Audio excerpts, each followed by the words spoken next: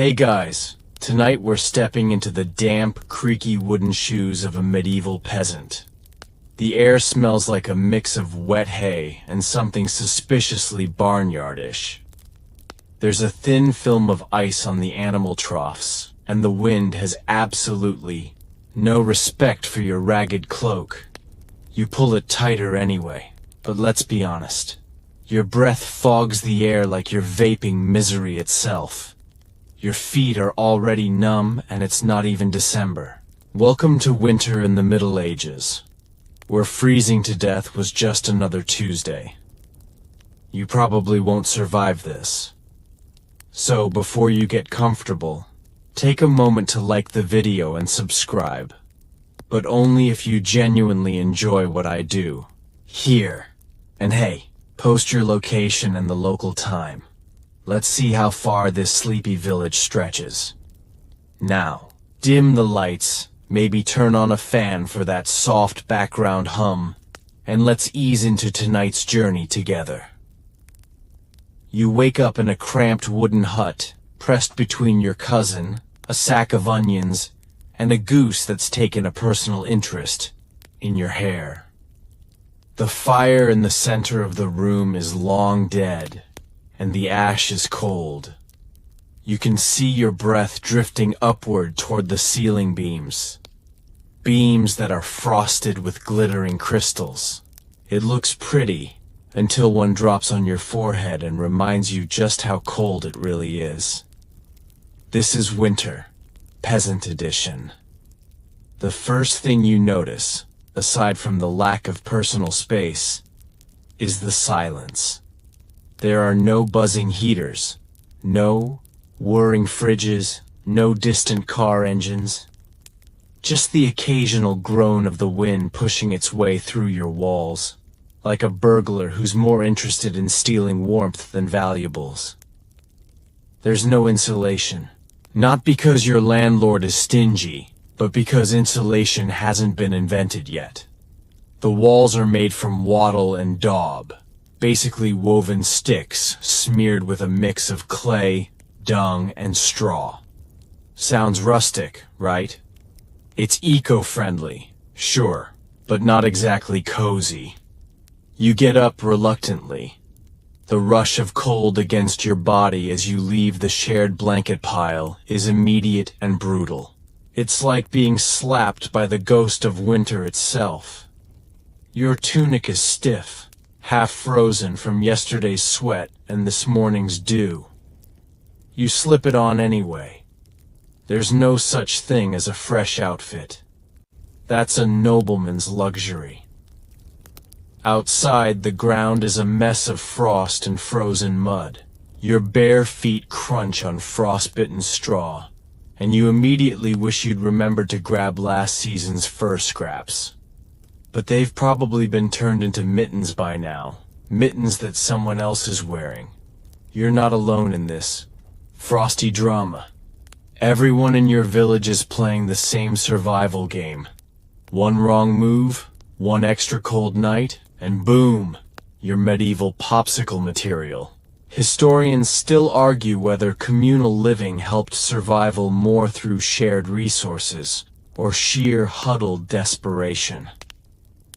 The thing is, this isn't even a particularly bad winter. Just normal. There are no central fires burning in a grand hall. You are the heating system. You and every other breathing thing packed inside your home. Kids, grandparents, livestock. Each one a tiny furnace of questionable hygiene.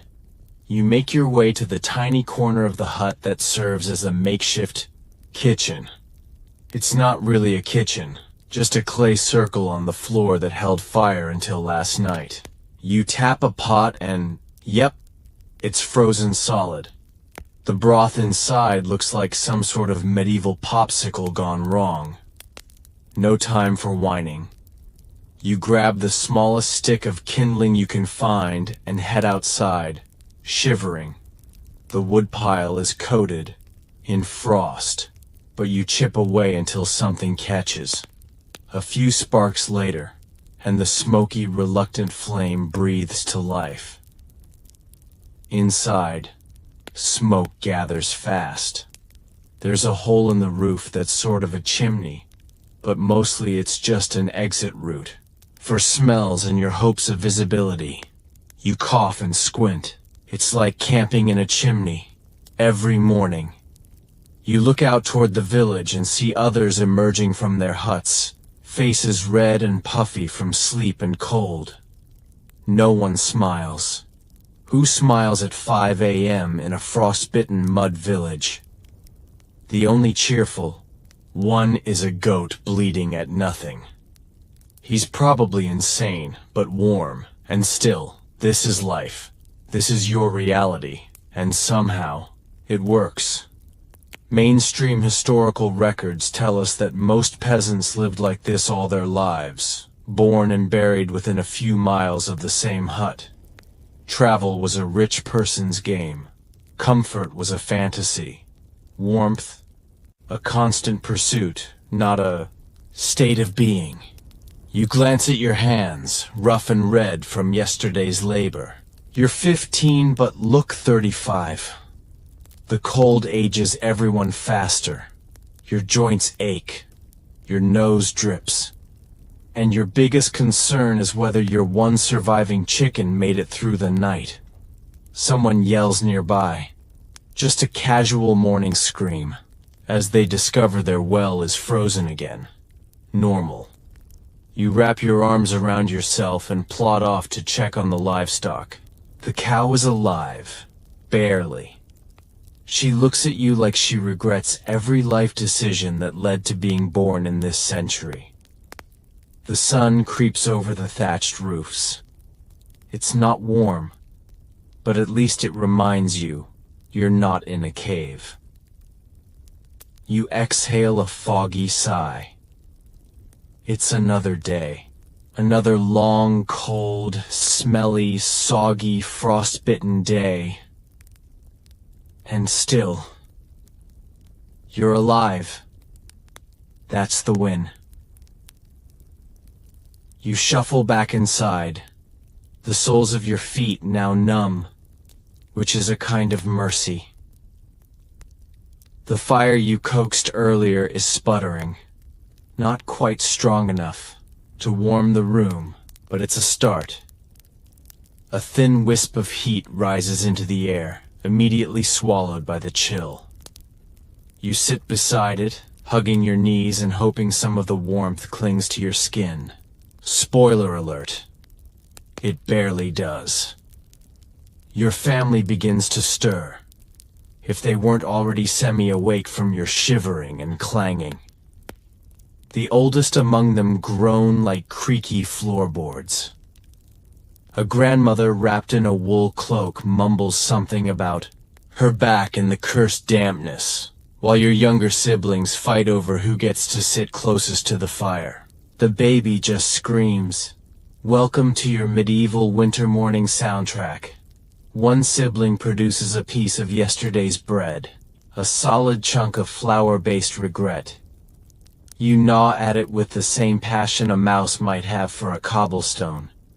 Still, it fills the void. Sort of. You're not eating to enjoy, you're eating to avoid death. This is your peasant breakfast. Stale bread, maybe a bit of onion, and the faintest hint of broth if you're lucky. There's no bacon sizzling, no coffee, brewing, and no mystical morning routine with turmeric lattes. Just carbohydrates, disappointment, and teeth chattering in unison. Historians still argue whether the medieval diet offered just enough nutrients to survive, or slowly eroded health over time like a long-term curse. Sure, there were grains, beans, and the occasional root vegetable. But let's be real, nobody was thriving. People lived short lives, and scurvy was a common guest at the peasant dinner table. Now, you might be wondering, where's the village feast? All those tapestries showing everyone raising goblets, dogs under the table, food spilling in abundance. That's the nobility. For you, winter meals are a game of what didn't mold or freeze overnight. Spoiler, not much. After this luxurious meal, it's time to work. Yes, even now, even in the cold. There's no too cold to function clause in your medieval responsibilities. Animals still need feeding, tools need fixing, and you absolutely have to gather more firewood before your house becomes a popsicle box. You grab your wooden bucket, the handle half wrapped in rough cloth to keep your hands from freezing to it. Then it's off to the well, again. You and the well have a very toxic relationship. It promises water but gives you a chunk of medieval ice sculpture every morning. You chip away until you can get to the slush beneath. One guy down the lane has already broken his axe trying to smash through the well's icy top. He's now staring into the void like it owes him money. Everyone laughs, quietly, gently, through the pain of frostbite. In peasant villages, that's comedy gold. You fill your bucket and trudge back to the hut, where someone's trying to reheat the leftover broth from yesterday. It smells like hope and slightly burnt onions. There's only enough for the children, so you just breathe it in like it's soup-scented aromatherapy. Your clothes are a medley of mended wool and desperation. You wear 2 tunics layered over each other and still feel naked against the wind. One of your sleeves is actually a patched-up feed sack, which you now proudly refer to as bespoke. Your shoes are less footwear and more leather riddles. One has a hole so big it counts as a second entrance. The wind picks up, and you suddenly remember your nemesis, the thatched roof. It leaks, shifts, and occasionally drops clumps of snow on your head, like it's trying to test your survival instincts. A neighbor comes by to ask for help repairing theirs. It's an unspoken rule. You help each other survive. Not because of some heartwarming community spirit, though that's a nice bonus, but because if your neighbors freeze to death, you might be next. Medieval karma. You follow them to their hut, which somehow manages to be even colder than yours. There's a hole big enough for a pigeon to lodge rent-free. You both climb up using a ladder that's more splinters than structure, and begin laying reeds, mud, and sheer willpower. Your fingers go numb quickly, but numb is better than aching, so you roll with it. The view from the roof is honestly not bad. Rolling fields glazed with frost, thin threads of chimney smoke rising lazily into the air. It would be peaceful if your fingers weren't slowly turning into icicles. And then, here comes your favorite part of the morning. Warm-up break, which is really just an excuse to head inside and pretend that sitting by a smoldering pile of kindling counts as restoration. Still, someone hands you a hot rock wrapped in cloth. One of those quirky survival tools that historians still debate the usefulness of. Did it actually help? Or did people just like holding warm rocks because winter turns your brain into porridge? You cradle it like a sacred object, absorbing every bit of heat until it cools and becomes just a rock again. Back to the roof you go. As midday approaches, not that the sun feels any warmer, you take a short break to eat the last of your food ration for the day. A single turnip and the corner of something that used to be cheese. It now resembles medieval cement. You chew slowly. At this point, texture is optional. Lunch talk around the village is fascinating. One man swears he saw a weather spirit in the woods. Another claims his donkey talks to him in the cold. A third boasts he's invented toe wraps out of sheep wool and old scrolls. They call him a genius. You call him lucky to have scrolls. Through it all, you notice that people adapt, laugh, survive. Jokes are cracked, stories are exaggerated, and kids try sledding down a snowy hill on an old door. It ends in bruises and snow up the tunic, but their laughter echoes like a celebration. And that's the thing. As miserable as it can be, your life isn't only survival. There's rhythm, community, a weird kind of pride in making it through another day. You rub your aching fingers and head home.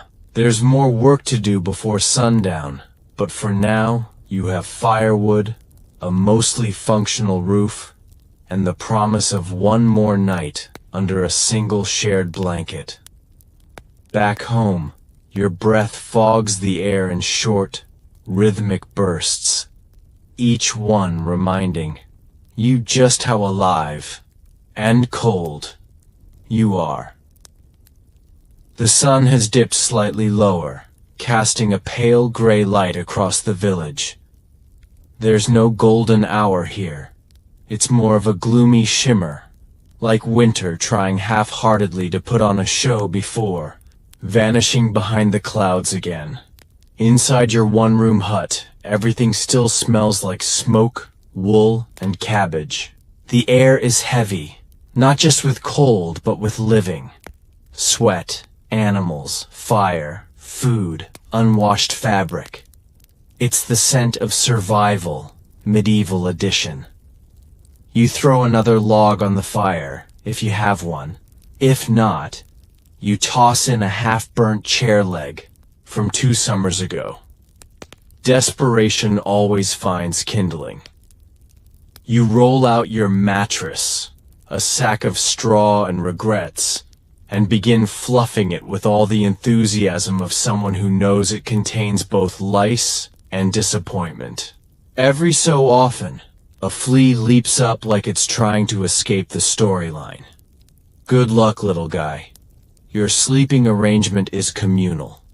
One blanket, multiple people, limbs overlapping like a tangled mess of humanity and hay. There's always that one person who kicks in their sleep. You know who it is. And yes, they deny it every morning.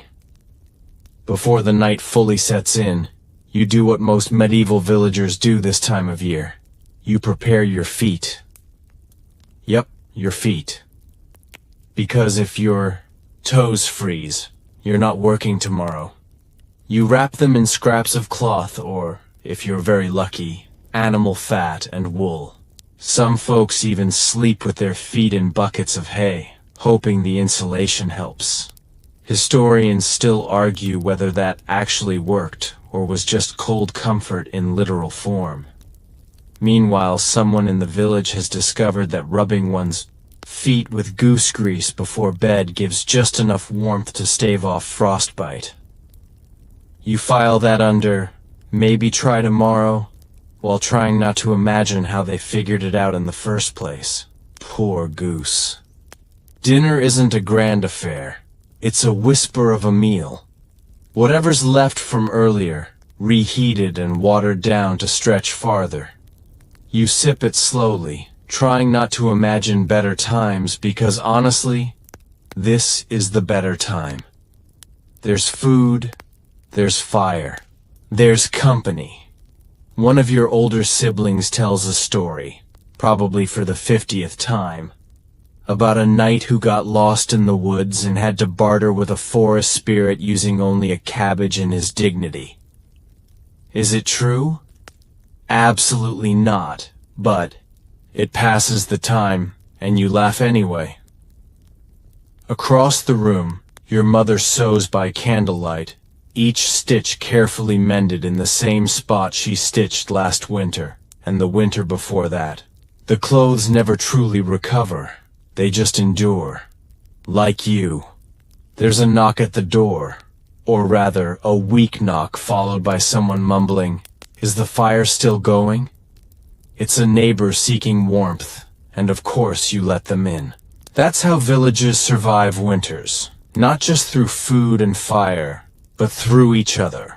You scoot over, make space, share what little heat your bodies can generate together. Someone pulls out a small musical instrument. It's not quite a flute. More like a carved bone that makes noise when you blow into it. But the melody is oddly soothing, and for a few minutes, you forget your fingers are cracked and your face is windburnt. Outside, the wind howls like it's trying to tell stories of its own. It creeps through the gaps in the walls, whistles through the thatch, and generally makes a nuisance of itself. You pull the blanket tighter, hoping it doesn't end up in a tug-of-war at midnight. Here's something funny. In winter, peasants often went to bed twice. That's right. First sleep and second sleep. You go to bed early, wake up in the middle of the night for a bit, maybe chat, pray, stoke the fire, and then sleep again. Historians still argue whether this was due to circadian rhythms or just boredom. Either way, it's a thing. You drift off for your first sleep. Muscles sore, belly quiet, mind slowed. The darkness is absolute. The silence broken only by the occasional cough, snore, or mouse scuttling across the rafters. You dream strange dreams about warm meadows, endless feasts, or sometimes just really, really good shoes. A few hours later, as expected, you wake up. Not from any noise, just your body doing what bodies do. You lie there, listening to the breathing of those around you. Someone gets up to add a log to the fire. Another murmurs in their sleep. You sit up. Wrap yourself tighter, and for a little while, simply exist in the half-light. Maybe you say a prayer, maybe you just rub your hands together and wish they'd invent heated blankets already. You think about the fields, frozen and waiting, about the animals, huddled and hungry, about how in just a few weeks this cold will finally start to lift. Someone offers you a sip of watered-down ale, left over from a neighbor's festival. It's sour and flat, but it warms the throat a little. You smile. That's enough for now. Eventually, second sleep finds you. You curl back into the straw, dodging a sibling's elbow, tucking your knees toward your chest. Your eyes close again. The hut creaks around you. Outside, the snow continues to fall in soft layers, burying the world in silence. And here's something weird to think about as you drift off. Some peasants believed that sleeping with garlic under your pillow kept evil spirits away during cold nights. Was it superstition, or just an excuse for warding off lice? Historians still argue about that. One, too, but none of that matters right now. What matters is the quiet, the warmth, and the shared heartbeat of a village simply trying to get through the coldest time of year. Together. You wake to the soft creak of timber shifting in the morning frost. No roosters here. It's the bitter chill that pulls you out of sleep, along with the smell of burning wood and faint livestock aroma drifting in through the thatch. Your breath emerges in a puff. You stretch out your arms and legs, careful not to elbow your neighbor, or roll onto a stray turnip someone probably forgot under the bedding. The cold has stiffened your joints, and even your blanket feels crusty with frozen damp. Welcome back to reality. The fires burned low, glowing softly like an ember's sigh. Someone, probably the youngest who lost the nightly stick duty, is already crouched over it, feeding twigs and whispering coaxing words like it's a small, sleepy dragon. You help by tossing in yesterday's wood shavings and a piece of bark you stuffed in your shoe for safekeeping. Yes, your shoe. It's a winter peasant life hack. Breakfast is simple. If you're lucky, there's a pot of porridge bubbling again. Thin, bland, but warm. You spoon it in slowly, pretending it tastes like roasted meat and spices instead of yesterday's oat sludge. There's no sugar, no milk, maybe some salt if someone traded well. Still, it's a hot meal, and hot anything in winter counts as luxury. Outside, the world is coated in white silence. Frost dusts the trees and fences. The ground crunches underfoot as you step outside. You brace for the wind. It slaps you immediately. Sharp, disapproving, like the village elder who thinks your tunic's too short. You head for the animals first. Always the animals. Their breath fogs in the early light, just like yours.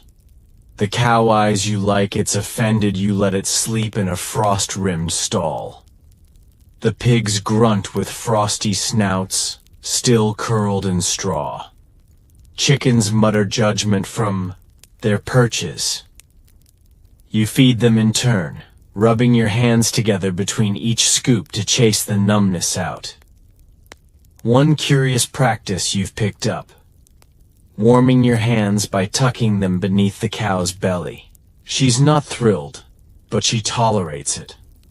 Fringe as it sounds, peasants really did this. Warm animal bodies were one of the best natural heaters available. Forget hot stones or fancy furs. You, a medieval survivor, are out here cuddling a cow for warmth, respect. As you shovel manure, because yes, that also needs doing, you hear the clang of a bell in the distance. Not for prayer. It's just old Edric banging a pot to signal there's soup brewing at the village center. That's code for bring scraps to throw in, or bring your bowl and a hopeful expression. You head back home to grab some dried roots, and a crumbled piece of bread to offer. Every bit helps. Communal soup is less about taste and more about spirit. A handful of this, a pinch of that, and somehow it turns into sustenance for a dozen frozen souls huddled around the same fire. On the way, you pass a few villagers scraping snow off their thatched roofs. Why? Because heavy snow collapses things, and your roof is your only ceiling between you and the wrath of winter. Plus, a snowy roof keeps in cold, not warmth, no matter what people might think. Historians still argue whether thatched roofs ever truly insulated homes, or just kept the birds cozy. Inside the soup hut, warmth and noise greet you like an old friend. Boots stomp, ladles scrape. Someone's playing a stringed instrument made from a dried gourd and some frayed linen. Don't ask how it works, just enjoy the sound. You settle in on a bench, your bowl in hand, as steam rises in lazy spirals from the communal pot. Today's flavor? Mostly turnip with mystery leaf. It tastes better than it sounds, especially if you close your eyes and pretend it's stew from a noble's table. It's not. But imagination helps digestion. Here's a fun tidbit you hear while eating. A neighbor insists that sleeping with your face turned north brings frost dreams, and not the good kind. They say your soul drifts too far and catches a chill in the other world. You nod solemnly, because medieval winter beliefs aren't to be questioned, just nodded at and quietly passed down. Someone else shares that boiled moss, yes, moss, is a surprisingly effective chest compress for winter coughs. You file that away right next to goose grease and cow cuddling.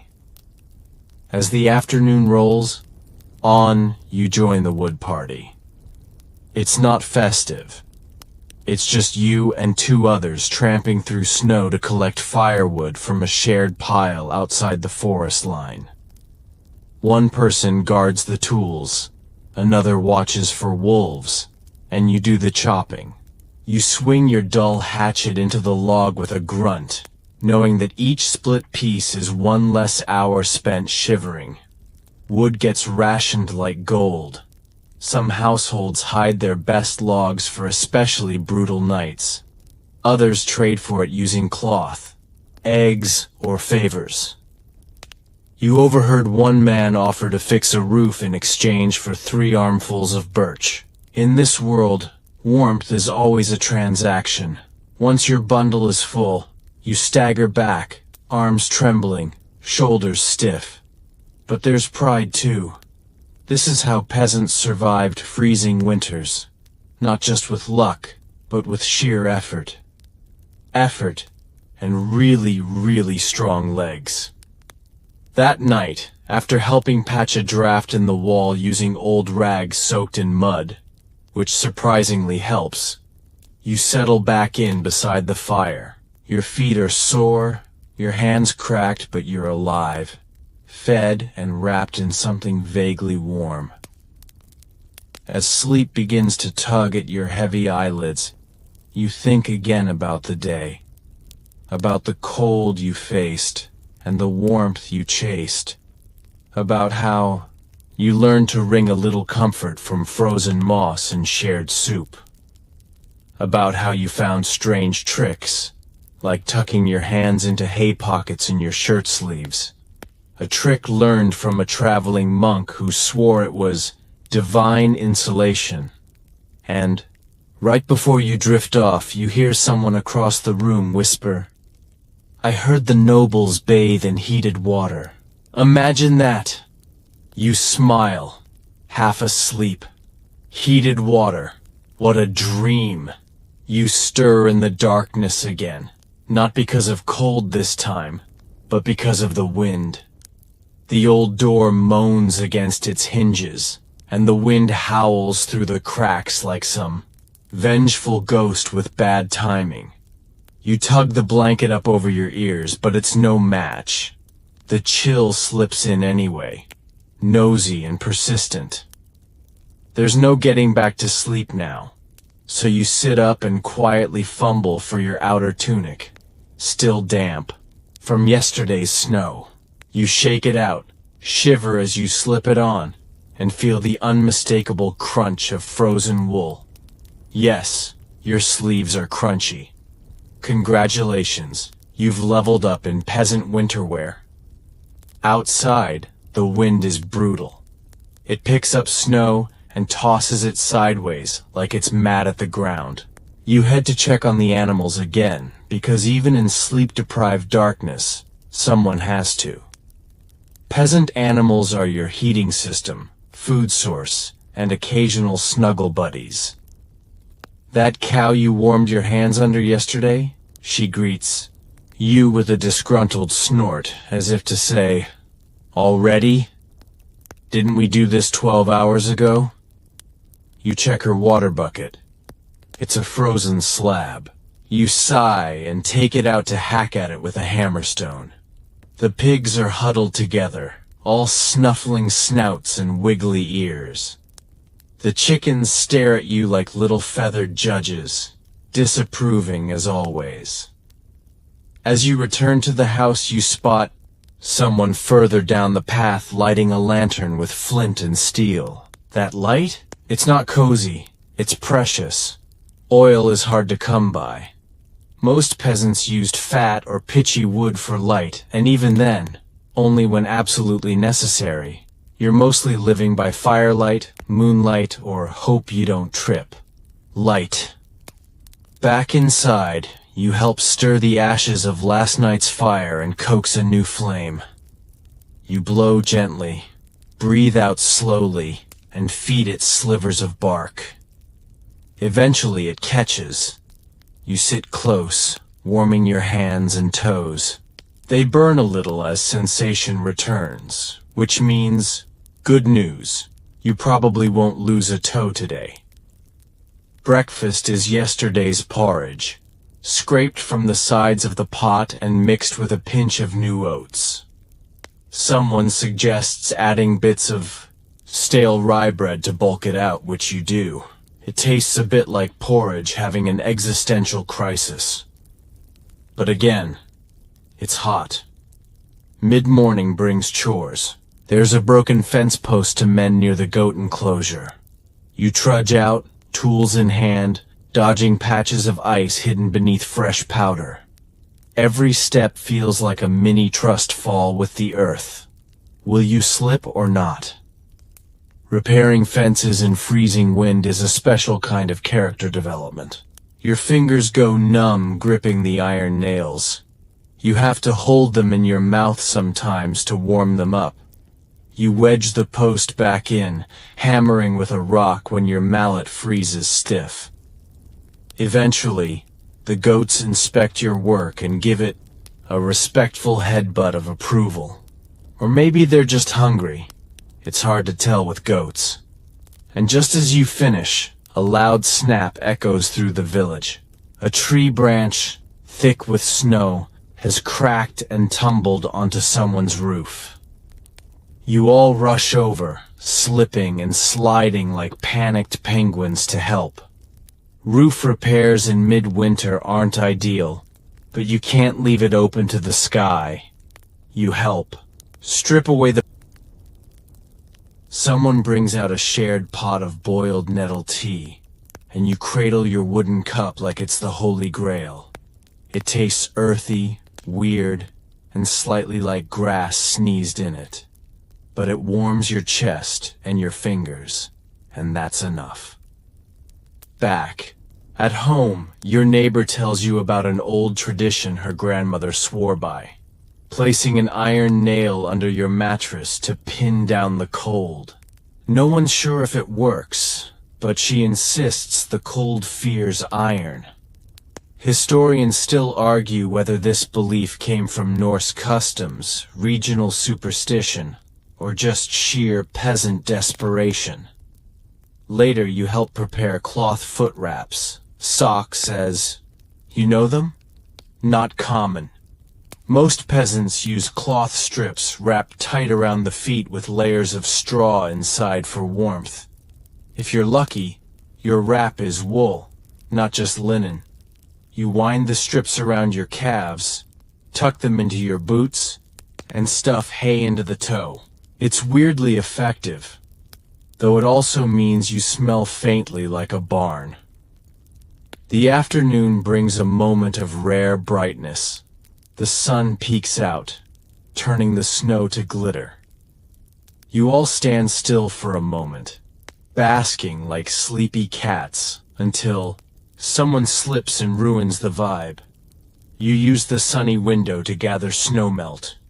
Most drinking water is pulled from wells or streams, but snow can help stretch the supply if you boil it. You fill a pot and set it near the fire, slowly melting it down. The steam rises in gentle curls, adding a whisper of humidity to the dry, cold air inside. It's oddly soothing. That night, there's a storytelling session near the longhouse. Everyone piles in close, pressed shoulder to shoulder. A toothless elder speaks in low tones about a winter so cold even the wolves froze mid-snarl. You know it's probably an exaggeration, but the way he tells it makes your skin crawl just the same. He finishes with a tale about ice spirits that sneak into homes through keyholes and open mouths. To stop them, you're supposed to sleep, with a strand of garlic near your bed. You decide to try it, partly for warmth, mostly for fun.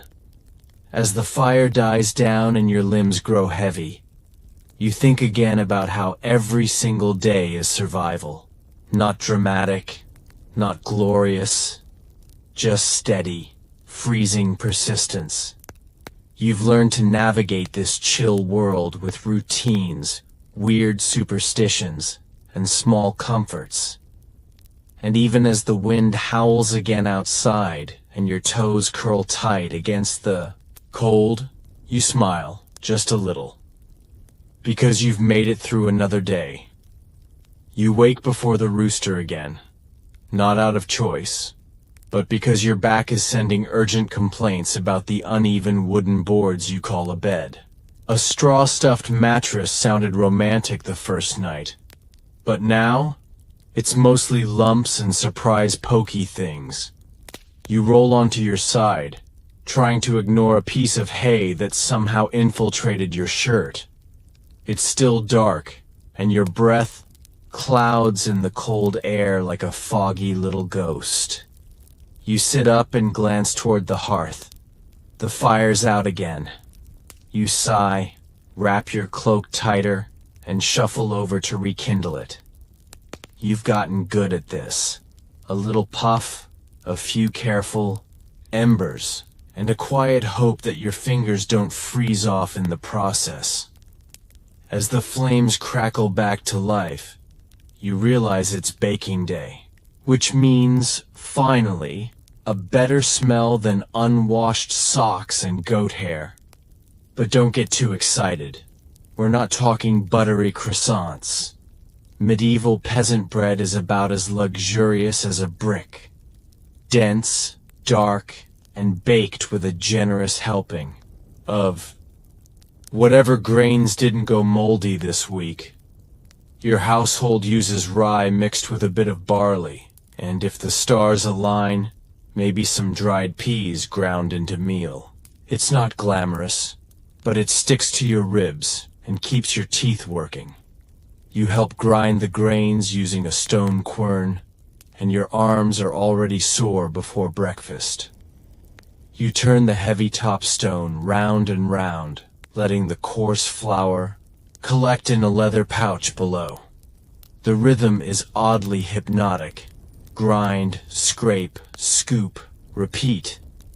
As the dough rises near the hearth, very slowly in the freezing air, you help carve out baking spaces in the ash.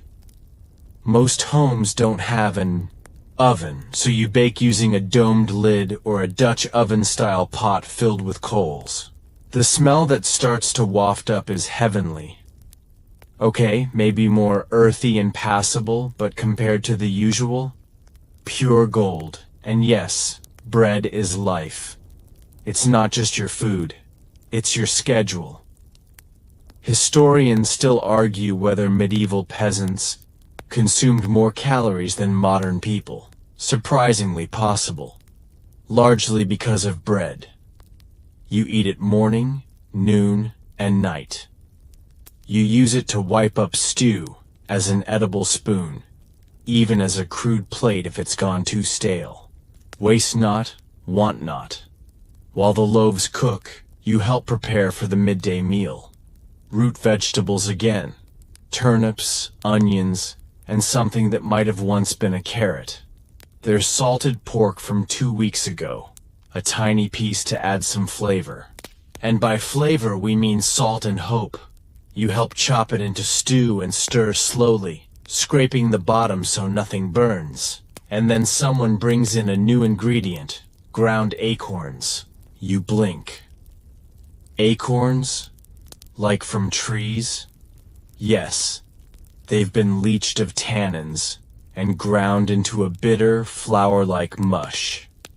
They're not tasty, but they bulk up the stew and make it last longer.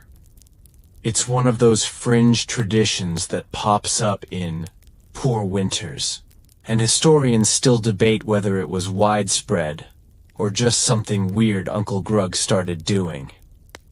As the stew simmers, you hear your neighbor's donkey bray loudly. Turns out the animal slipped on ice and skidded into a ditch. You all rush to help. With ropes and a lot of swearing, PG rated, you haul the poor beast back up. No serious injuries, just a bruised ego and some frozen hooves. You rub snow off its flank and give it a pat. Peasant life isn't glamorous, but there's solidarity in suffering. Back in the house, the bread's done. Hard on the outside, surprisingly. Chewy inside. You slice it with a dull knife, careful not to lose a fingertip. It steams when you tear it open. You slather on a paste of mashed beans and garlic. It tastes like something edible.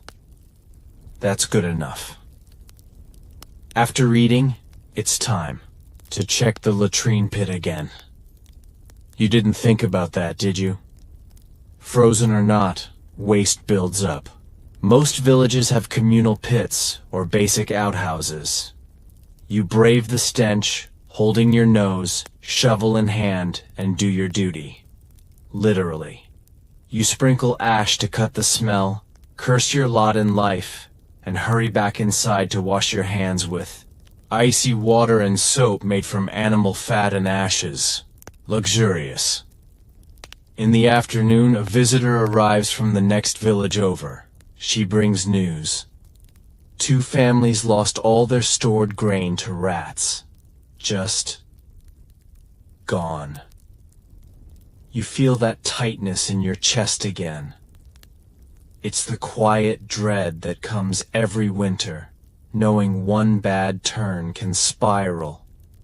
One roof collapse, one illness, one rodent infestation, and suddenly survival isn't guaranteed. So you and the neighbors get together to share extra flour. It's not generosity, it's survival math.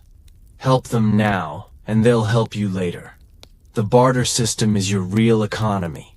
Forget coins. Those are for tax collectors. You trade milk for cloth, eggs for firewood, labor for tools. You've even traded songs for soup. It all counts. Someone suggests gathering wild herbs to help with coughs. So you bundle up, grab a basket, and tromp through the snow in search of anything vaguely medicinal. Yarrow, maybe. Pine resin, if you're lucky. You spot a few dried rose hips and pocket them like precious jewels. On your way back, you stop to watch a group of children sledding down a slope on pieces of old barrel lids. They laugh so loudly it echoes across the fields. For a second, you forget the cold. That's something you've learned out here. Joy doesn't need permission. It just happens in flashes, like sunlight between clouds. By twilight, the stew is ready. It's thicker now, flavors deepened. You eat slowly, savoring every bite. Bread dipped in broth tastes better when you know how hard it was to make. Someone tells a story about a man who tried to use beer to thaw out his boots and ended up stuck to his stool. You all laugh, because the mental image is ridiculous, and because laughter burns a few extra calories. Probably. After dinner, you check the fire one last time and crawl under your scratchy blanket. Your breath puffs out again in the icy air. Your feet are cold, your back hurts, but your stomach is full. The roof held, and the bread came out fine. In a world where every day is a slow-motion survival game, that counts as a win. You're jolted awake by a scream, not a terrifying monster under the bed kind. More of a loud, annoyed shriek from the hens. You sit up, disoriented, blanket twisted around your legs like a medieval burrito. Outside, something's ruffled the coop. You grab a stick and stumble into the gray morning mist, half-dressed and fully cranky. Turns out it's a fox. Again. You chase it off, waving your arms like a sleep-deprived lunatic while it dashes into the woods, tail high, smug as ever. You check the damage.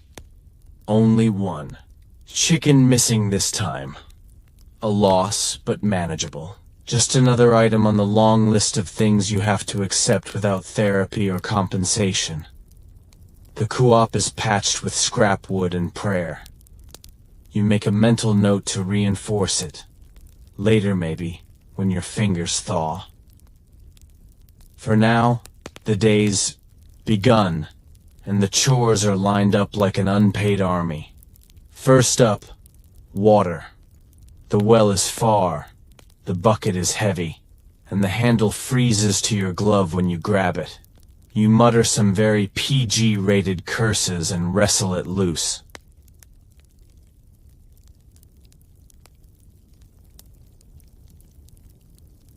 As you trudge back with your sloshing prize, you think about how every single day starts like this. No faucet, no plumbing, just cold, aching work. And yet, oddly, there's a rhythm to it. You breathe into your scarf, step carefully across the icy path, and feel the strength in your arms build with each trip. Kind of like a CrossFit class with worse fashion and zero snacks. Breakfast is more of the same. Bread, a bit of stew, and that acorn paste again. You pretend it tastes better. Today, you chew slowly, eyes half closed, warming your fingers near the hearth. Outside, the wind howls against the door like a lonely wolf. But inside, it's tolerable. Barely. Today's goal, reinforce the roof. Again. Snow's been collecting on the thatch, and yesterday, a bit of it slid down into the common area during dinner. You don't want a repeat of that. Not because it's dangerous, but because you're still hearing about it from your sister. You grab your ladder. Well, a questionable wooden contraption with 2 wobbly rungs. And climb carefully. You tie bundles of straw, wedge them between older sections, and use a long hook to tug down loose patches. It's tedious, but weirdly meditative. Plus, you're distracted by the sound of singing in the distance. A group hauling firewood together, calling out in harmony to keep the rhythm. Their voices drift across the cold air, like some sleepy medieval Spotify playlist. And that's the thing. People sang their way through hard things. Songs about saints, seasons, and suspiciously flirtatious millers. Historians still argue whether these work songs were more social bonding or practical pacing. But either way, you hum along. It helps. When you climb back down, your face is numb, your hands are scratched, but your roof, slightly more secure. You count that as a major adulting win.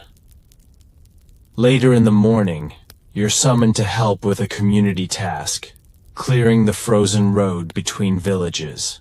It's part civic duty, part survival instinct.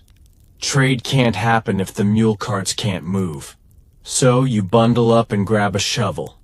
The snow is packed like concrete, and each scoop feels like you're carving through rock, but you keep going. Because if everyone gives up, you all starve. The village baker, the woodcutter's apprentice, a one-eyed goat, they're all here chipping away together. Someone brings weak ale to pass around. You sip it and feel the warmth slide down your throat like a stolen sunbeam. You even manage a joke about the goat being the real foreman, judging everyone silently. Midday comes with frost-bitten toes and aching backs, but progress too. You stop to stretch and eat a chunk of bread with cheese so hard you could probably tile your floor with it. Still, it's fuel. And when someone falls face first into a snowbank, there's an explosion of laughter that shakes the trees. Once the road's clear enough, the village elder thanks everyone by name. There's pride in that. Not fanfare, not riches, just a nod, a shared glance, and the knowledge that you're holding your little world together, one frozen brick at a time. On the way home, you pass the field where the barley once grew. It's just stubble now, poking through the snow like bad stubble on an exhausted chin. But you remember harvest time, warm sun, songs, laughter, and bees drunk on pollen. It feels a lifetime away. And yet, part of you trusts it'll come again. Back in the village, you hear gossip around the hearth. Someone claims to have seen a sky fire the other night, a bright streak like a falling star. Some call it a sign. Others think it's just a shooting star. Historians still debate whether medieval folks saw these celestial events as omens or entertainment. But for you, it's just another beautiful mystery. You spend the afternoon mending your boots. They're worn at the sole and leak cold like tiny traders. You heat a needle in the fire and carefully thread thick linen through the cracked leather. You mutter encouragement to the boots. They've walked you through too many winters to give up now. Supper is light. Barley gruel with some leftover turnip mash. Not the stuff of legends, but it warms your belly. You sit near the hearth, legs stretched toward the fire, listening to someone play a lute. Badly. They only know 2 chords, but they mean well. The tune is slow, oddly soothing, and before long your eyes begin to droop. A cat slinks across the floor and curls up beside you. No one owns it, but it's lived here for years. In fact, most homes have animals that just exist with you. Part pest control, part company, part accidental therapist. The flames dance gently in the hearth.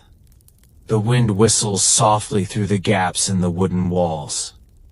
You lean your head back, let the music wash over you, and try not to think about tomorrow's chores.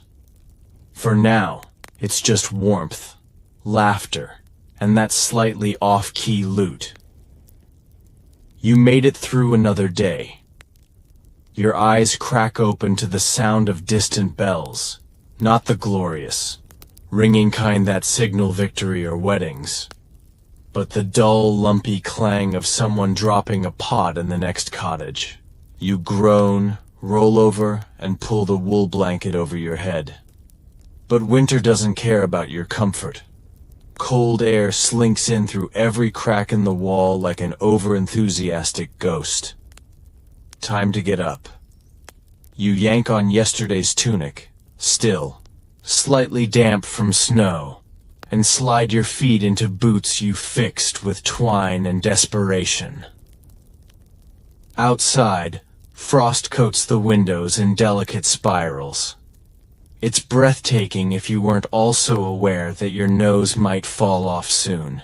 You brace yourself for another day of freeze and hustle. Today is laundry day, and in case you thought it involved warm water, scented soap, and soft towels, sorry, welcome to the medieval reality. You haul your linens, stiff as boards, to the icy river with a group of other villagers. The air smells like smoke and frozen mud. You kneel, dunk the fabric into the near-glacial water, and start scrubbing with ash soap and a wooden paddle. Your fingers go numb after 5 minutes. Someone's already slipped on the bank and is now swearing at the sky. You offer a half-sympathetic glance, trying to wring out a tunic that feels like it's made of chainmail. The water sloshes everywhere, soaking your skirt and splashing. Up your sleeves, the task is punishingly slow, and yet oddly social. Gossip flows faster than the current. You learn that the baker's daughter might be seeing the shepherd boy. The miller's donkey escaped again, and someone insists they saw a bear near the grain store. they probably just saw the brewer shirtless. Historians still argue whether communal chores like laundry were more about survival or social strategy. But you know one thing. If you didn't have these weird riverside therapy sessions, you might lose your mind entirely. After what feels like 3 eternities, you lug the sodden clothes back home and hang them inside, near the fire, hoping they dry before spring. Some of the shirts are frozen into strange shapes, like ghostly torsos mid-scream.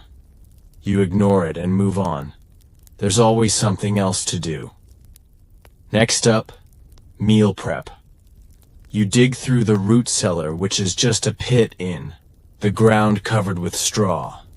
It smells like turnip armpit, but it holds your precious food stash. You grab a few wrinkled vegetables, a jar of salted fish, and a precious lump of cheese that smells like despair. You chop slowly, listening to the rhythmic thump of knives from neighboring huts. It's almost musical, like a percussion section, made entirely of grumpy people with root vegetables.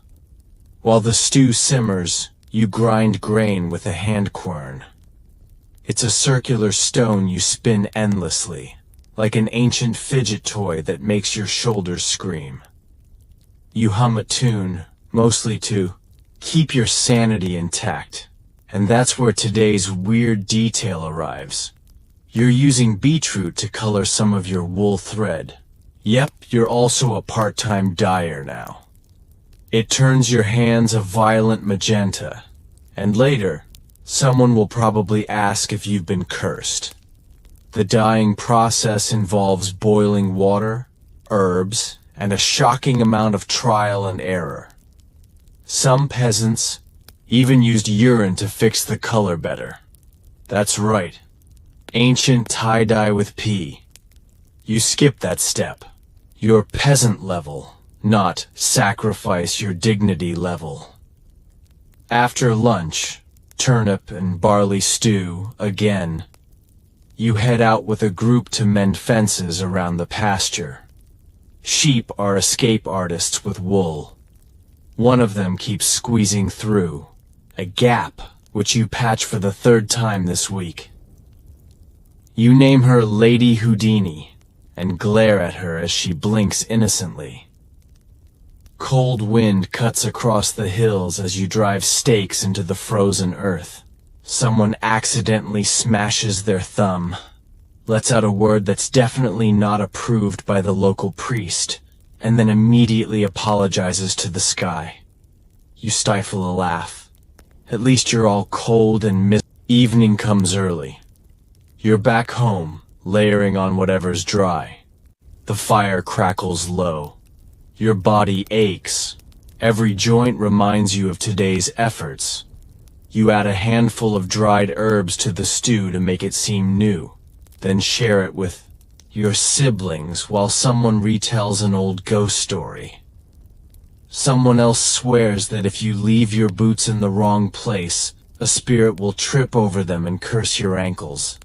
No one questions this. Medieval logic. 8-10 on creativity. 3-10 on science. Before bed, you check the ceiling for icicles. Yes, really. Yesterday, one fell and hit your brother in the face. He's fine, but now he sleeps with a hat and a stick. You poke the thatch gently, hoping to dislodge any sharp surprises. Safety first. Medieval edition. You curl up on the straw mattress again. The fire is low. The cat is back, purring softly. Your body is sore, but warm. Tired, but fed. The wind whistles outside, gentle now, like it's apologizing for being such a menace earlier. And as your eyes close, you think of all the weird, annoying, beautiful little pieces of the day. Frozen shirts, rebellious sheep, beet-dyed hands. And somehow, it all feels like home. Your eyes crack open to the sound of distant bells, not the glorious ringing kind that signal victory or weddings, but the dull, lumpy clang of someone dropping a pot in the next cottage. You groan, roll over, and pull the wool blanket over your head. But winter doesn't care about your comfort. Cold air slinks in through every crack in the wall like an over-enthusiastic ghost. Time to get up. You yank on yesterday's tunic, still slightly damp from snow, and slide your feet into boots you fixed with twine and desperation. Outside, frost coats the windows in delicate spirals. It's breathtaking if you weren't also aware that your nose might fall off soon. You brace yourself for another day of freeze and hustle. Today is laundry day, and in case you thought it involved warm water, scented soap, and soft towels, sorry. Welcome to the medieval reality. You haul your linens, stiff as boards, to the icy river with a group of other villagers. The air smells like smoke and frozen mud. You kneel, dunk the fabric into the near glacial water, and start scrubbing with ash soap and a wooden paddle. Your fingers go numb after 5 minutes. Someone's already slipped on the bank and is now swearing at the sky.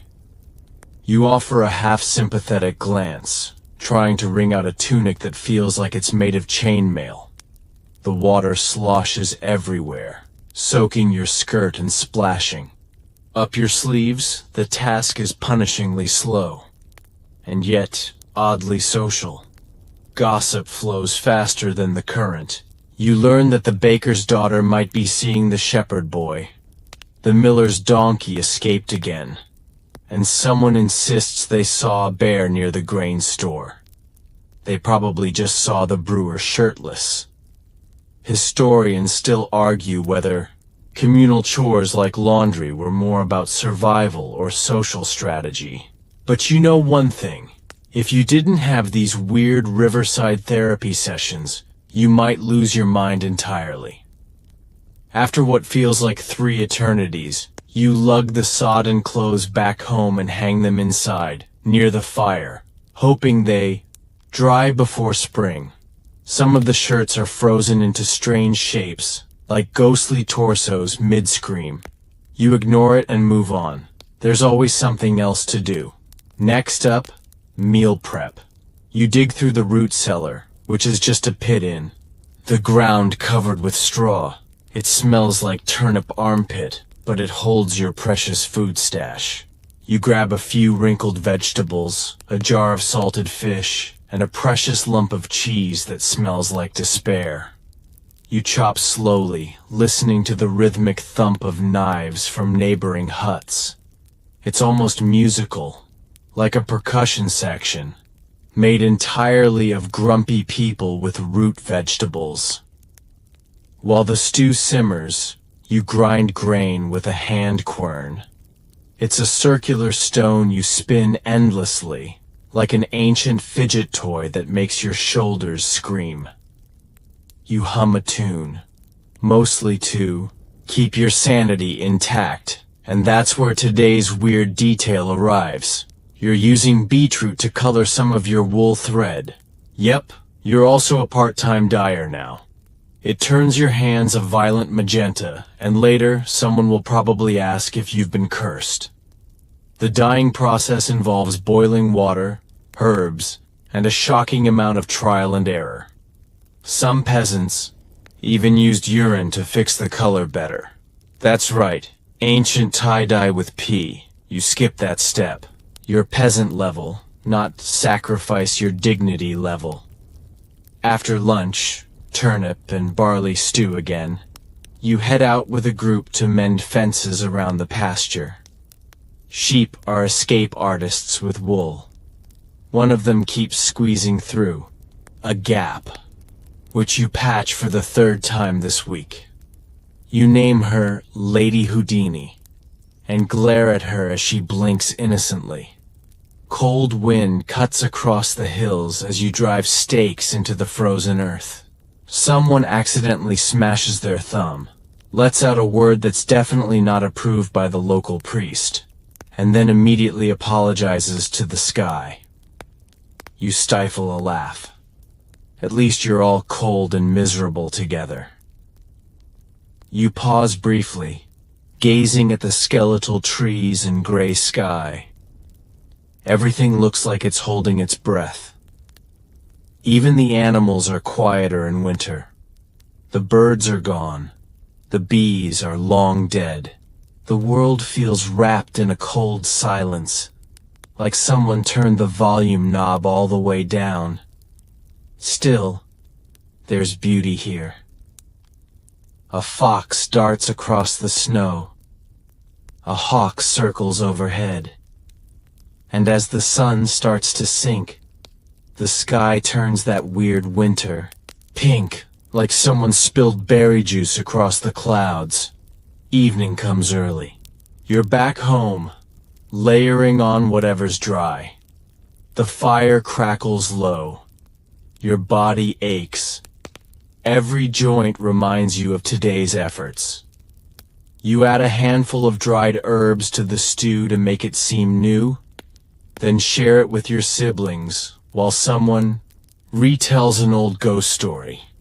Someone else swears that if you leave your boots in the wrong place, a spirit will trip over them and curse your ankles. No one questions this. Medieval logic, 8-10 on creativity, 3-10 on science. Before bed, you check the ceiling for icicles. Yes, really.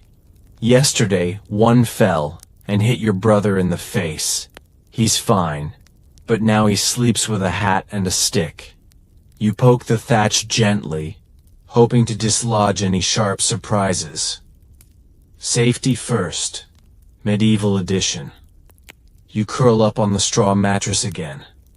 The fire is low. The cat is back, purring softly. Your body is sore, but warm. Tired, but fed. The wind whistles outside, gentle now, like it's apologizing for being such a menace earlier. And as your eyes close, you think of all the weird, annoying, beautiful little pieces of the day. Frozen shirts, rebellious sheep, beet-dyed hands, and somehow it all feels like home. Morning slaps you in the face again, cold and unapologetic. There's frost on the inside of the window now. You exhale, and your breath fogs up in the room like you're living inside a ghost's sigh. Your toes don't even bother pretending they exist anymore. They've surrendered to the void of numbness. You groan, stretch, and poke the fire back to life. Sparks rise like tiny stars trying to escape the earth. The cat watches you with her usual judgmental look, clearly unimpressed by your fire-starting speed. Welcome to yet another day of medieval cold survival, where basic human functions double as strength training. Breakfast today is stale bread soaked in warm ale. Yep, ale. Because clean water is a luxury, and also a bit of a gamble. You chew slowly, not just to stretch the meal, but to reduce the risk of snapping a molar on a rock-hard crust. It doesn't taste bad exactly, just like someone added regret to your meal plan. Today's work involves checking the food stores. Winter doesn't just freeze your toes, it tries to starve you too. You step into the storage shed, lantern in hand, and inhale the odd mix of root vegetables, salted meat, old cloth, and the faint whisper of mouse.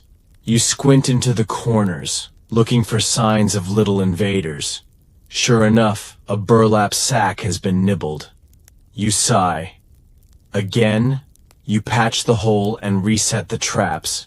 Just simple noose mechanisms baited with crumbs. Nothing fancy. You're not the town hunter, You're just the person trying to keep the carrots alive till April. That said, you hear a familiar squeak and spot a little gray blur dart into a dark nook. You pretend not to see it. Everyone's trying to survive winter, right? Historians still argue whether peasant food preservation techniques were more sophisticated than we give them credit for. You think anyone who figured out how to keep a cabbage edible for 4 months without refrigeration deserves a Nobel Prize retroactively. To fend off monotony, you join a group helping repair a collapsed hut roof today. The thatching is wet and heavy, and you're soon soaked in slush.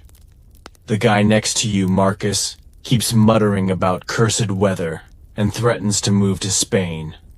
No one knows where Spain is, but we all agree it sounds warm and therefore magical. There's laughter, even if your fingers feel like they're turning to sticks.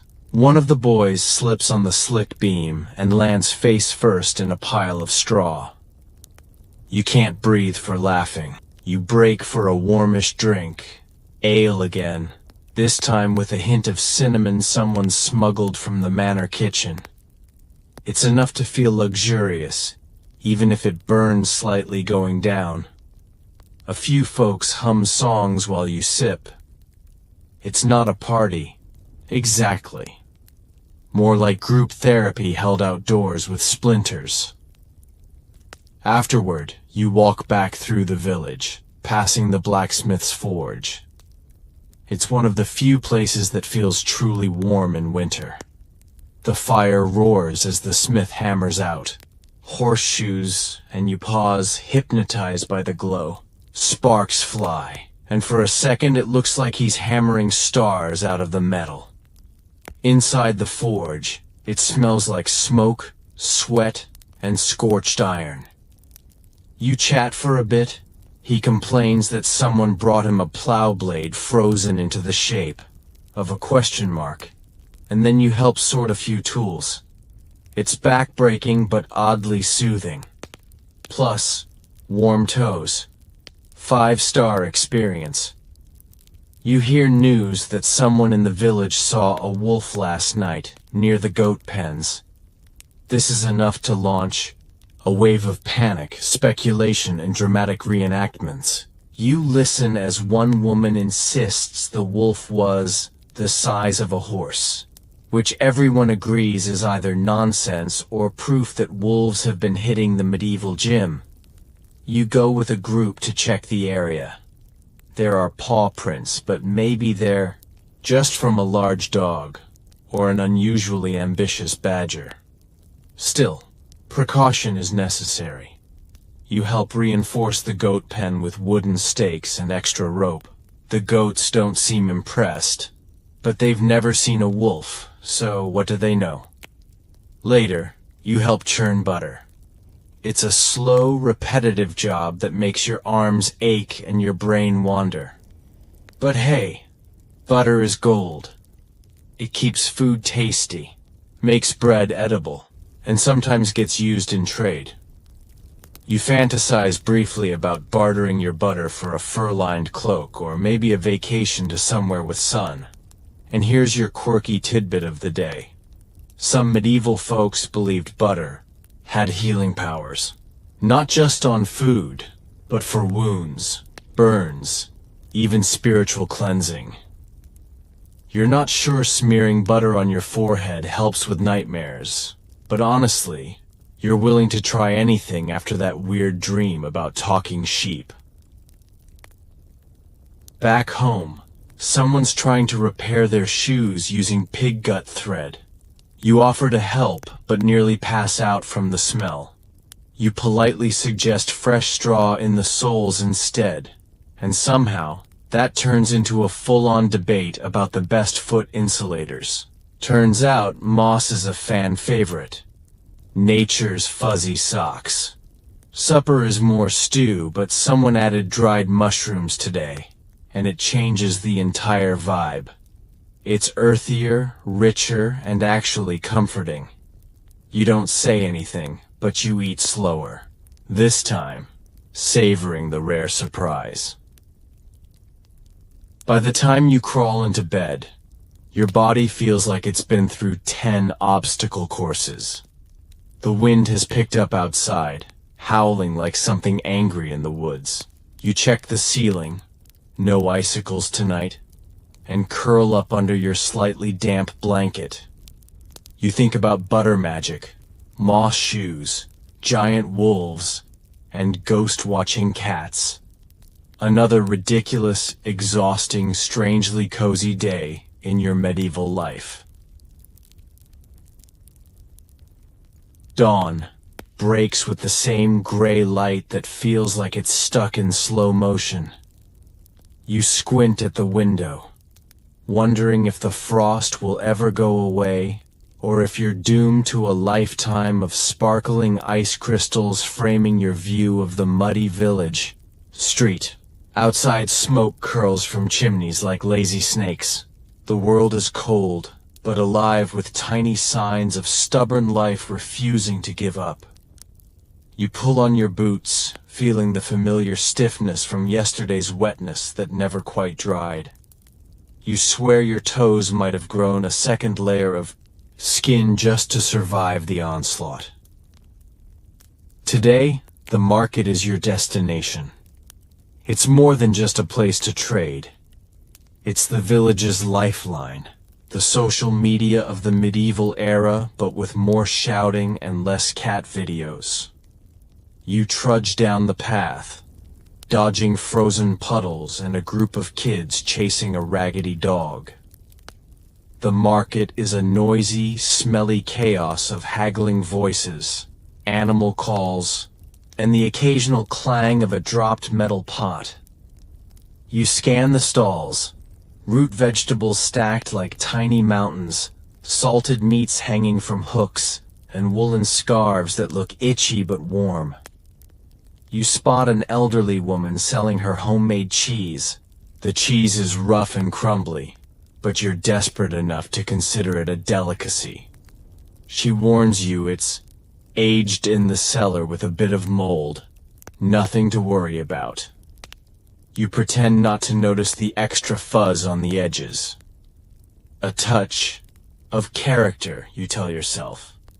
Historians still argue whether medieval peasants truly enjoyed such cheeses regularly, or if it was a rare treat reserved for special occasions. Your stomach doesn't care either way. It's in.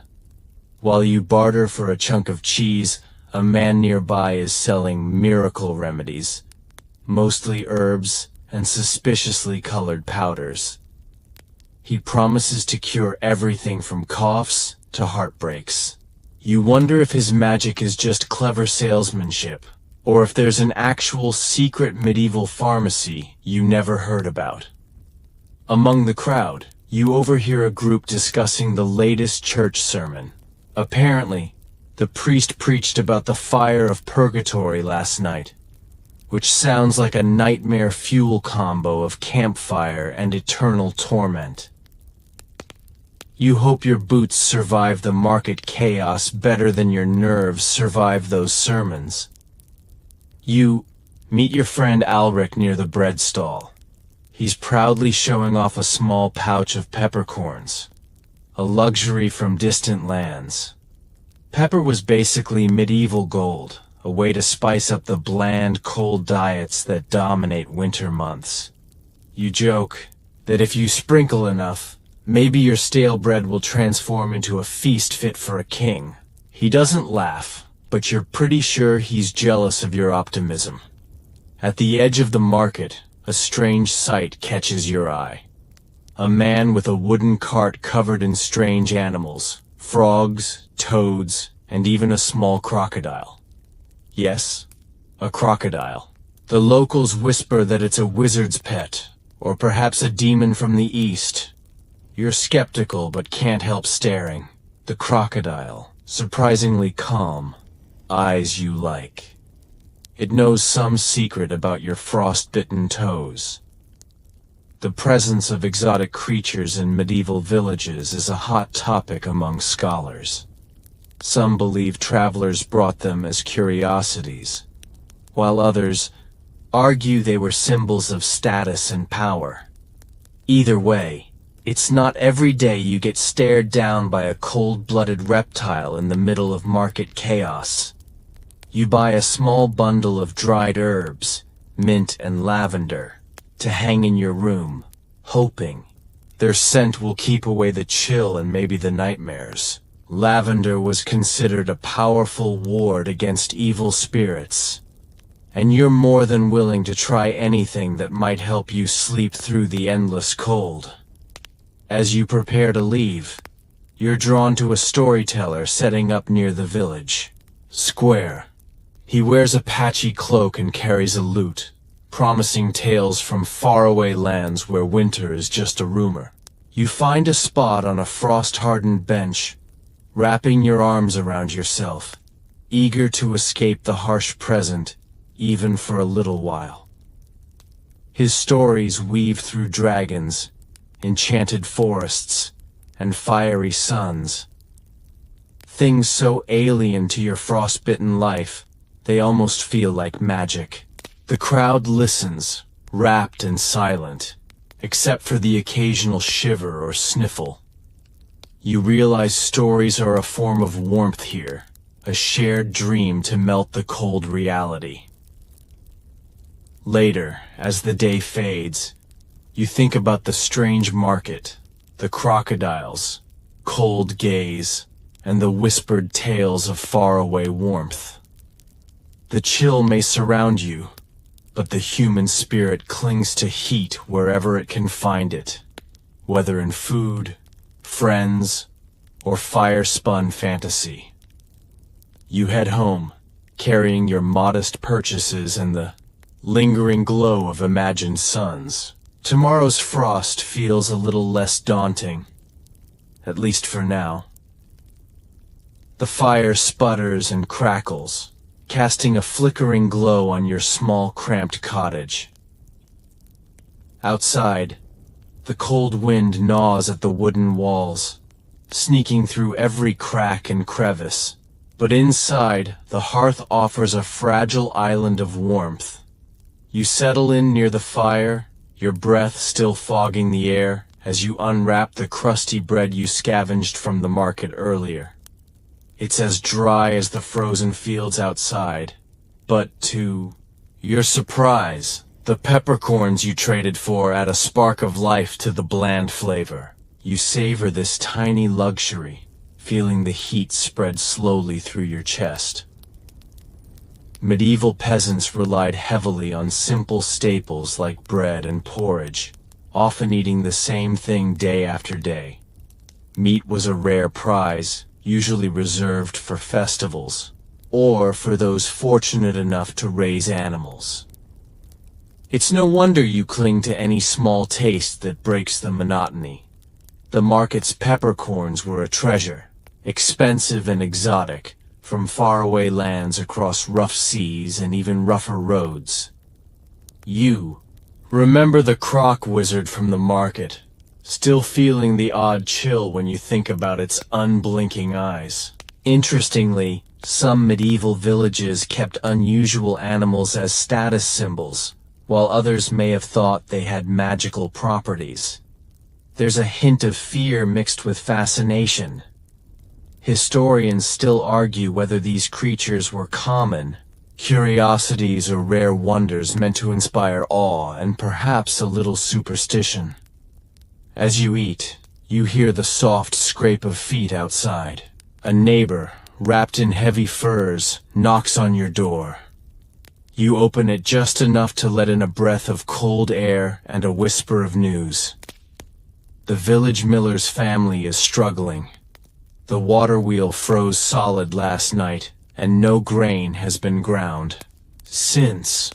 Without flour, the prospect of fresh. The miller's woes remind you how every small cog in the village's survival machine is vital, and how easily everything can freeze to a halt.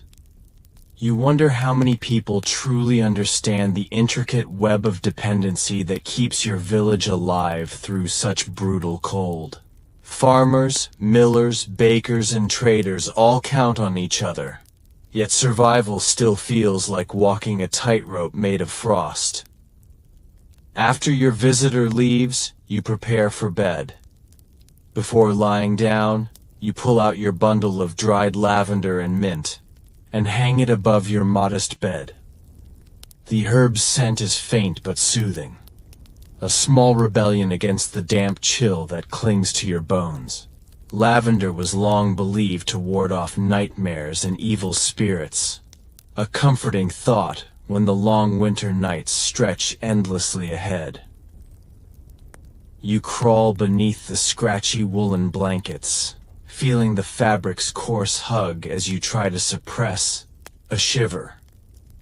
Sleep in the cold is a precious escape, but not always an easy one. Your mind drifts back to the storyteller's tales from the market. Fiery suns and lush forests that seem impossible in the face of your icy world. Maybe those stories are the real magic, a shield against despair. Outside, the wind howls like a restless ghost, rattling shutters and stirring snowdrifts.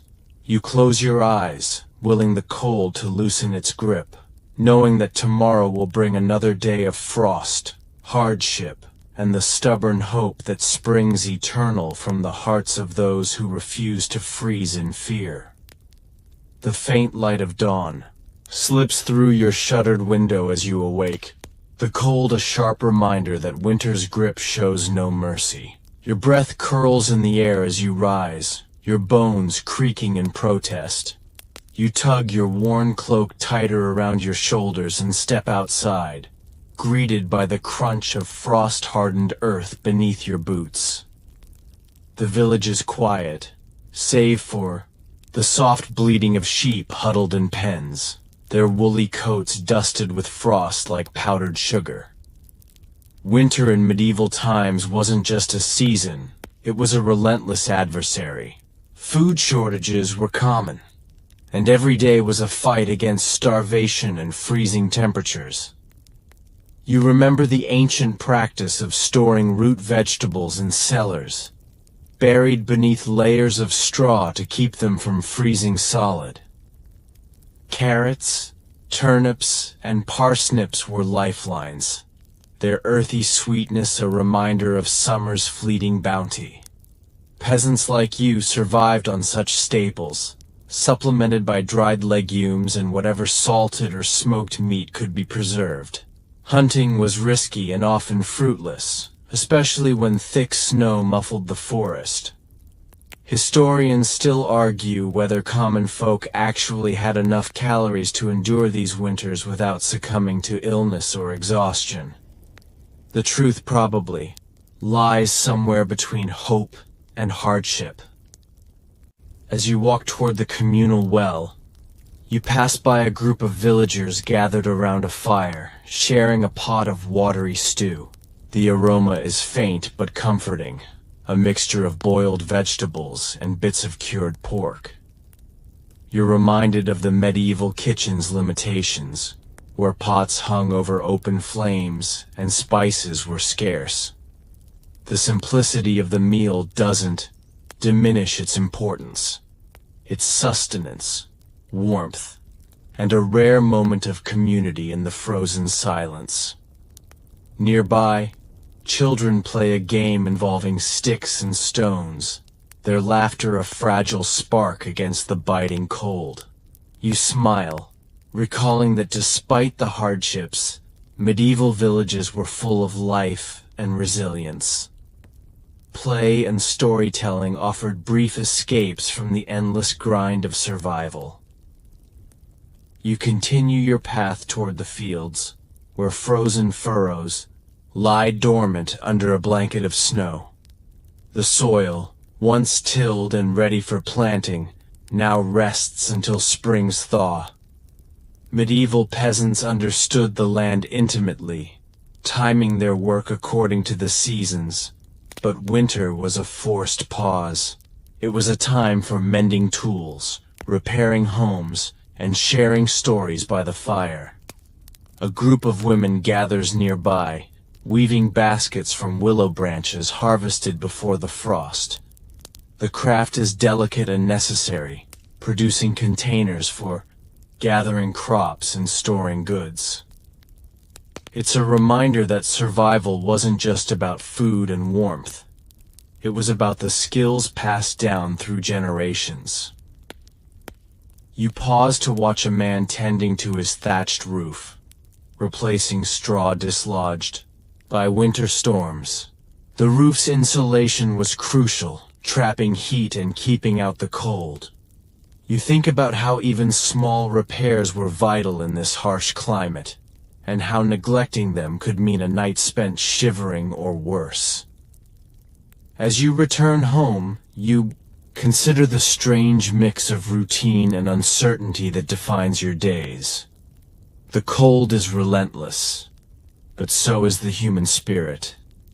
Every small act, whether gathering herbs, sharing bread, or telling tales, adds a thread to the tapestry of survival. You settle back near the hearth, your thoughts drifting between the present chill and the promise of spring. The stories of fiery suns and warm forests linger in your mind, a quiet hope against the cold. The sky darkens early, painted in heavy grays as dusk settles over the village. You find yourself drawn once again to the hearth, where the glow of embers casts long shadows on the wooden walls. The cold isn't just outside. It creeps into your very bones, a persistent chill that no amount of wool or firewood can fully chase away. Yet here you are, wrapped in threadbare blankets, listening to the faint crackle of flames and the distant howl of wind through barren branches. Medieval peasants often faced such biting cold with an array of practical and sometimes quirky solutions. For example, they would wear multiple layers of clothing, often made from coarse wool, linen, and sometimes even animal skins. It's fascinating to think about the smell, a mixture of damp wool, wood smoke, and, if you were unlucky, the unmistakable scent of unwashed livestock nearby. Hygienic standards were not exactly a priority when survival was on the line. You recall hearing that some peasants even stuffed their shoes with straw to keep their feet warm and dry, a tactic that might sound a little strange today but was an ingenious response to the unforgiving mud and snow. Historians still argue whether medieval footwear was generally effective or a constant source of misery. It's clear, though, that cold feet were the bane of many lives, and frostbite a genuine threat. Outside, a dog barks faintly, its breath puffing out invisible clouds as it scurries across the yard. Animals were both companions and sources of warmth. Some people even slept curled against their animals to share body heat.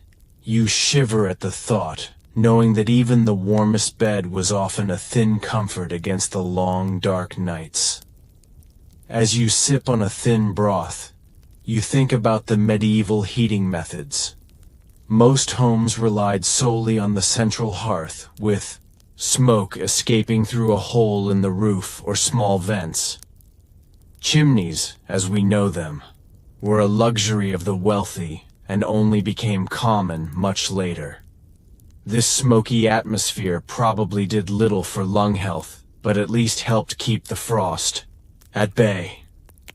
The room flickers with the faint shadow of a wooden box filled with dried herbs and roots. These humble remedies were your apothecary, relied upon to stave off illness during winter's long rain. You think of yarrow, elderflower, and juniper, all said to have healing properties. Sometimes peasants combined such herbs with superstition, believing that certain plants could ward off evil spirits or bad luck during the bleak months. The blend of herbal knowledge and folklore is a rich part of the medieval experience. In the corner, a small loom stands untouched tonight, a reminder of the day's work weaving threads into fabric. Textile production was a common household task, especially during winter when fieldwork was impossible. Women and children spent hours spinning wool and flax, turning raw fibers into cloth that would become tunics, stockings, and cloaks. You wonder how many fingers were pricked, and how many evenings ended with tired eyes and sore backs. There's a peculiar medieval superstition about the frost fairies. Invisible sprites said to dance across frozen ponds and cause the ice to crack or shimmer. While you don't believe in such tales, the idea of tiny creatures bringing a bit of magic to the cold darkness is oddly comforting. Historians still debate how much such beliefs influenced. You adjust your blankets, feeling the day's exhaustion settle in. Tomorrow promises more cold, more challenges, but also, perhaps, a little more warmth from the flickering fire and the steady rhythm of village life. The winter outside is vast and unforgiving, but within these walls, you find the quiet resilience that has kept generations alive through centuries of frost. You wake to the faint murmur of early morning chatter drifting in from the village square, muffled by the thick frost hanging in the air. The cold still presses heavily on everything. Frozen boots, stiff fingers, and the occasional icy patch that sends you slipping when you least expect it. It's another day, much like the ones before, when survival depends not only on what you do but on the fragile balance of nature's mercy. Medieval peasants often relied on communal cooperation to face such brutal winters. Villagers shared not just tools and firewood, but also food and knowledge. You remember hearing that many villages would designate a community oven, or a large kiln where bread was baked in batches. Individual ovens were expensive and inefficient, so pooling resources was essential. There was an unspoken rule. In winter, no one starves alone. But cooperation had its limits. There was fierce competition for scarce resources, and sometimes tensions boiled over. Some peasants resorted to bartering, exchanging firewood for preserved fish, or labor for a basket of salted pork. Others turned to more desperate measures, including petty theft, which was harshly punished by local lords or village elders. Historians still argue whether harsh winter laws were effective deterrents or merely deepened suffering and unrest. Outside the town hall, a few villagers gathered to share news and gossip, voices low and cautious. Rumors often spread faster than facts during these bleak months, from predictions of harsh harvests to whispers of wandering bandits, or even the dreaded winter plague. The line between fact and fiction blurred easily, and fear was as much a part of survival as food or warmth. You stroll past a well, its stone rim frosted over, and notice a child dropping a small carved wooden bird into the icy water. An old tradition believed to bring good luck and protection through winter.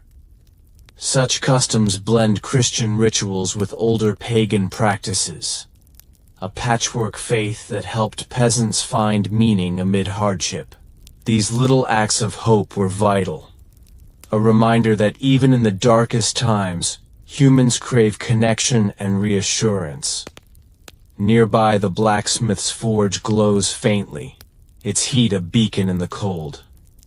Iron tools and horseshoes were crucial for maintaining the village's fragile infrastructure.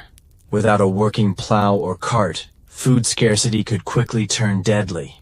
You recall how peasants sometimes reused scrap metal from broken tools or old weapons to fashion new implements, a testament to their resourcefulness. The sound of hammer on anvil is a comforting rhythm in the otherwise still winter landscape. Later, you find yourself back by the hearth, sipping on another thin broth. The smell of burnt wood lingers, a reminder that fuel was precious and often rationed. Peasants collected branches fallen in storms or trimmed by local lords, but deforestation was a growing concern even then. Some villages planted trees strategically, a practice historians believe was an early form of sustainable forestry, though the evidence remains debated. You think of how each day, each small victory, kindling a fire, baking bread, mending a fence, built a shield against the cold. It's not the stuff of epic battles or royal drama, but it's the quiet story of endurance that often gets overlooked. As night falls again, the village settles into its frosty rhythm. You pull your cloak tighter, grateful for the small comforts, the steady crackle of fire, the shared warmth of family, and the hope that spring will come. The wind has dropped to a whisper, and the cold feels less sharp tonight, as if winter itself is pausing to catch its breath.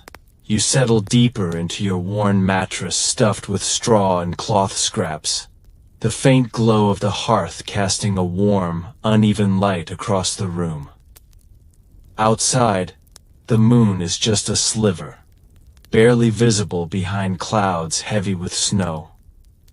The world feels quiet, suspended in that peculiar moment between night and dawn. You think back to how medieval peasants faced such long, dark nights, not just with fire and blankets, but with stories and songs.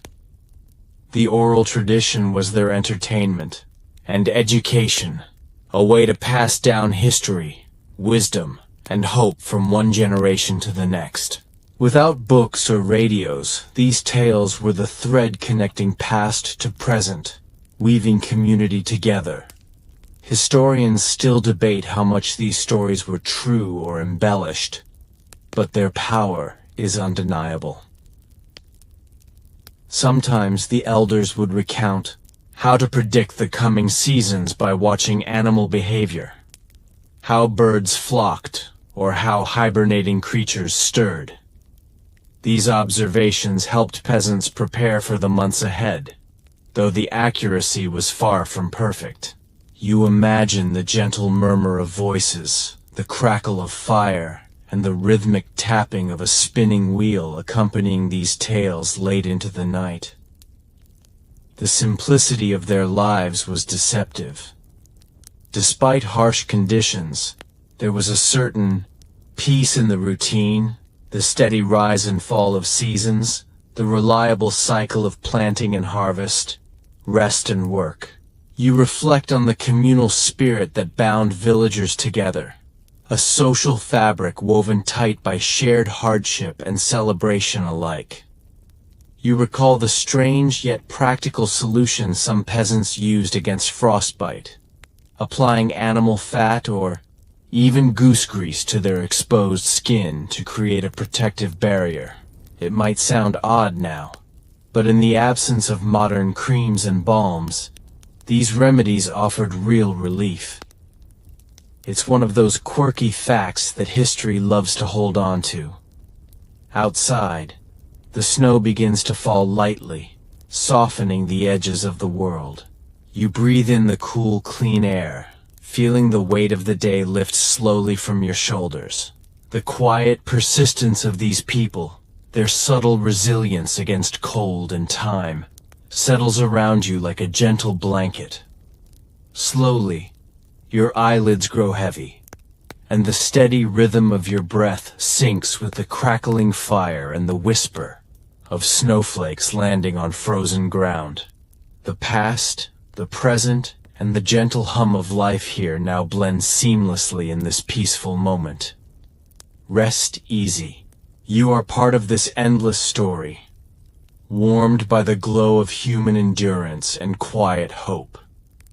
The cold still lingers, but it softens. The fire's glow fades gently in your mind's eye. Outside, snowflakes fall silently, blanketing the world in stillness. You feel your breath slow, your muscles relax, and your thoughts drift like the falling flakes.